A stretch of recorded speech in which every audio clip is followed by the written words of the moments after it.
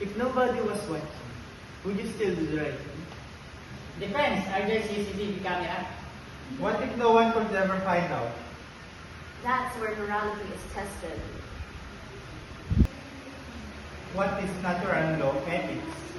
It means, and in short, people's natural know what is right and wrong. Like stealing is wrong, even without rules. Exactly. Audience, your turn. You find a wallet in a hallway. What will you choose? A. Keep it. B. Return it. Some of you choose B until you heard there's money inside. Guys, the quiz starts in 5 minutes. I didn't study. My grades are about to attend my funeral. Don't worry, I have the answers. What's matter more? Passing the test or being honest? Fail with honor sounds inspiring until you actually see the grade. It's true. But natural ethics says cheating is wrong because it destroys fairness and truth.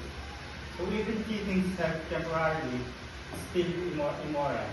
That's correct. What about online? Like spreading fake news or cyberbullying. Natural law ethics teaches that every person deserves dignity and respect. So being rude online is still wrong? Exactly.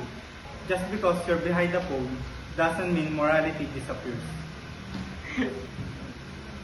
Quick answer from you. Cheating? Wrong. Lying? Wrong. Returning a lost wallet? Right.